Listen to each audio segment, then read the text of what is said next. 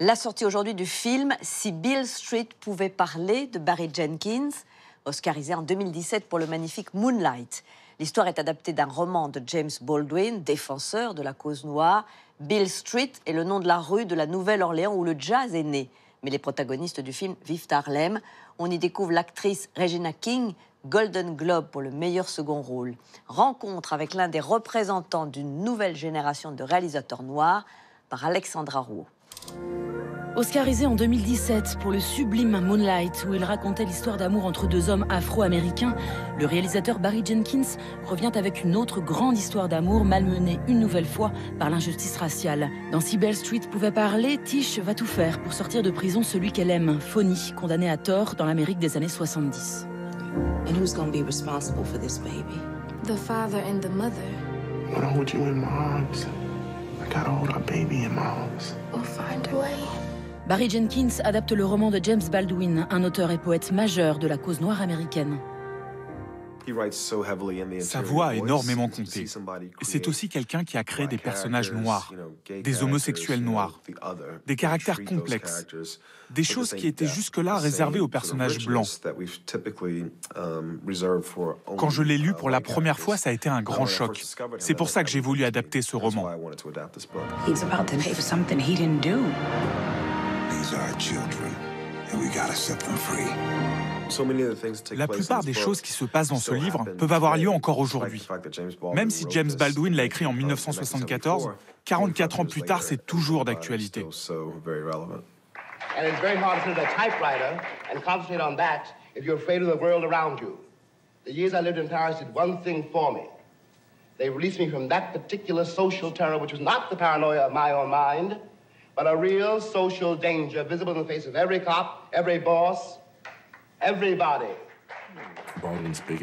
Le grand message de Baldwin à travers ce roman, c'est l'amour et le pouvoir de l'amour. Comment cela nous aide à surmonter les obstacles. Et particulièrement l'amour entre les Noirs, qui est toujours le meilleur moyen de traverser les épreuves. Barry Jenkins fait partie de cette génération qui a le vent en poupe aux États-Unis.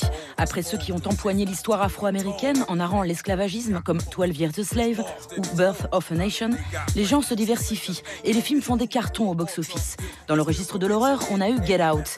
Les super-héros Black Panther sont devenus les plus rentables de la franchise Marvel. Et plus récemment, leur aîné Spike Lee a réalisé le plus gros succès de sa carrière avec Black Klansman, l'histoire d'un flic noir qui tente d'infiltrer le Ku Klux Klan. Parlez-moi de vous. Vu que ça vous intéresse, je hais les nègres. L'idée du héros a toujours été présente. Aujourd'hui, l'industrie du cinéma l'a mise sur grand écran. Ce qui se passe en ce moment, c'est que l'industrie s'est emparée d'un sentiment que j'ai toujours eu en étant noir. En fait, les Black Panthers ont toujours existé d'une certaine manière. Ils n'étaient juste pas visibles sur 5000 écrans à travers le monde. Tous ces films peuvent exister aujourd'hui et raconter les divers aspects de notre histoire et nos multiples expériences. Mais que Dieu m'entende, je peux pas sentir ces saletés nègres. Et ça vaut pour tous ceux qui n'ont pas du pur sang arien blanc qui coule dans leurs veines. Ma petite sœur, Pamela, tout récemment, elle s'est fait accoster par Nancy Bougnoul. Non, sans blague. Ouais. Tout ce qui a attrait à la culture noire américaine se décline aujourd'hui sous différents genres de cinéma. Et je pense que c'est cette liberté que l'on a d'exprimer toute notre singularité qui a changé. Et tout ceci ne s'est pas passé grâce à Moonlight. Bien avant cela, Spike Lee avait déjà tout raconté dans ses films. Il y avait déjà tout. Mais aujourd'hui, nous sommes très nombreux à enfin pouvoir mettre notre pierre à l'édifice. Mais il nous reste encore beaucoup de chemin à faire. Et je suis évidemment engagé là-dedans. Quand on se bat pour faire Beale Street ou tous les autres films dans lesquels j'ai joué, c'est avant tout pour ouvrir des portes aux acteurs comme moi ou aux réalisateurs, pour qu'ils aient la possibilité de raconter leurs propres histoires. Et quand on demande à Barry Jenkins quelle sera la prochaine étape, c'est une autre inégalité qu'il dénonce dans l'industrie du cinéma.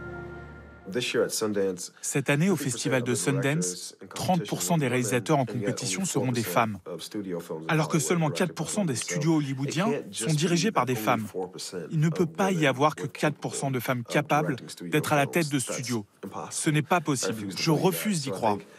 Donc la prochaine étape est de rester vigilant sur tous les progrès qui pourront être faits en matière d'égalité.